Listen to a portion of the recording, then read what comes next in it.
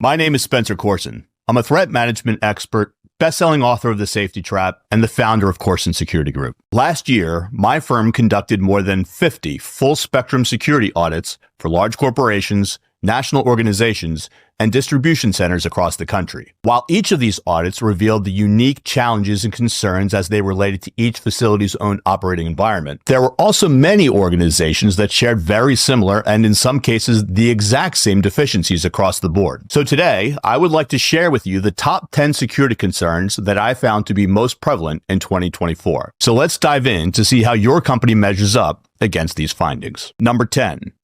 Background checks. I am always shocked by how many companies just don't do background checks. Or worse, they say they do, but then simply run the candidate's name through an open source subscription service like a Truthfinder or a Spokio, which straight up say on the report itself that the information contained therein should not be used to inform employment decision-making. Background, credit, and reference checks should be considered common practice.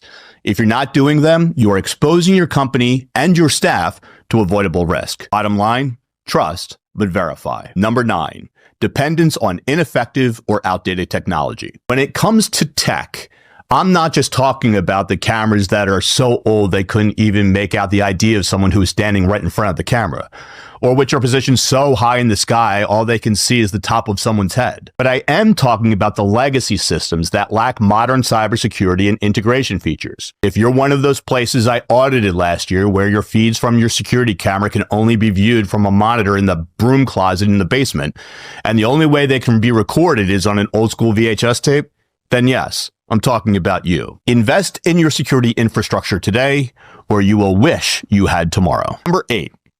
Still using physical keys over electronic locks and key cards. It amazes me how much there remains a reliance on traditional locks and keys instead of electronic access control systems, which are able to audit, track, and monitor the comings and goings of actual people in real time.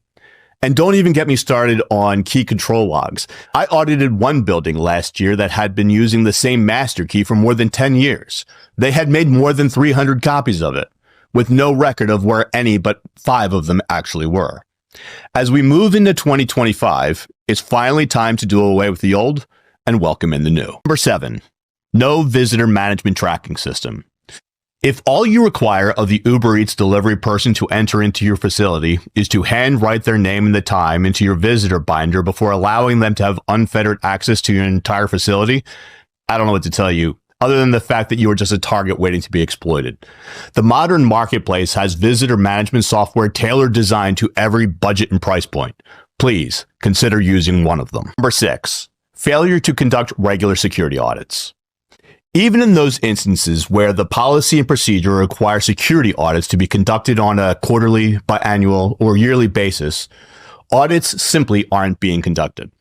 And even in those instances where they actually are, they are often conducted by some internal security manager whose very livelihood is dependent on the outcome of their report. Here's the hard truth. If you want to know how things really are, you cannot have your own people grading their own test.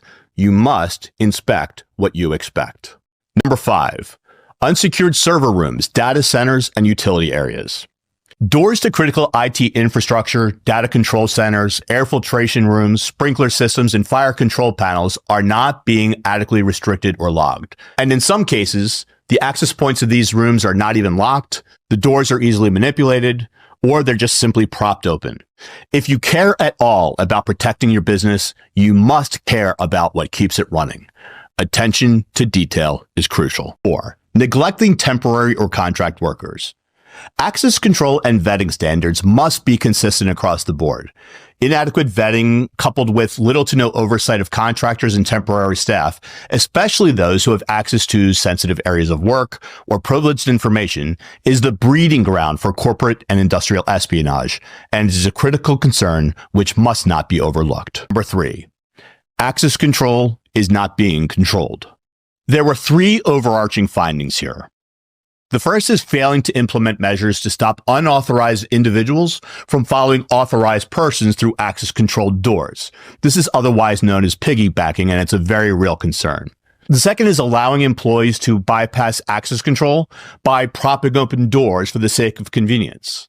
And number 3, not prioritizing high-risk areas like loading docks, mailrooms, and storage facilities with the same attention as primary entry points must not be overlooked. Access control must be controlled across the board. Number 2, emergency response plans are not worth the paper they are printed on. With rare exception, nearly every organization I audited last year would be a lawsuit waiting to happen if anything other than a routine fire drill was asked of them. Most emergency response plans I audited were simply cut and pasted from a FEMA or AS's website, with no attention paid or directive given to how things should actually be conducted at the local level. No tabletop drills were conducted, no practical exercises were performed.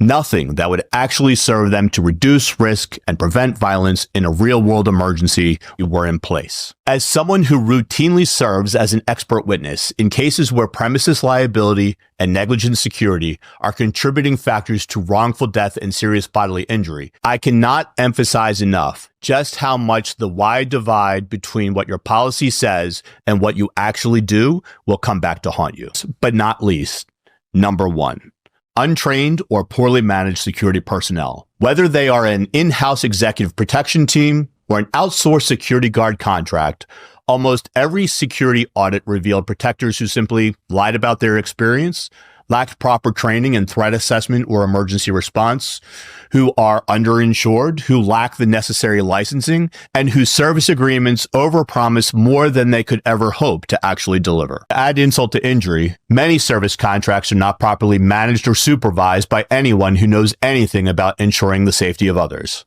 When it comes to protection teams, you must audit them with honesty, ask the hard questions, and make the most informed decisions possible. So to recap, number 10, no background checks. Number 9, bad or outdated tech. Number 8, still using keys over cards. Number 7, no visitor tracking. Number 6, no security audits. Number 5, critical areas of compromise. Number 4, neglecting part-time hires. Number 3, bad access control. Number 2, poor emergency response preparation. And number 1, bad security services. And there you have it. Those are the top 10 physical security flaws in corporations and organizations my firm found last year. How did your organization measure up? Remember, when it comes to security expectation, it's not what you don't know that gets you into trouble. It's what you think you know for sure that just ain't so. Interested in learning more about how to help your organization to ensure the certainty of safety for everyone involved? You can reach me anytime via the link below. I thank you for your time, and may you all continue to live your very best life the safest way possible. Thank you.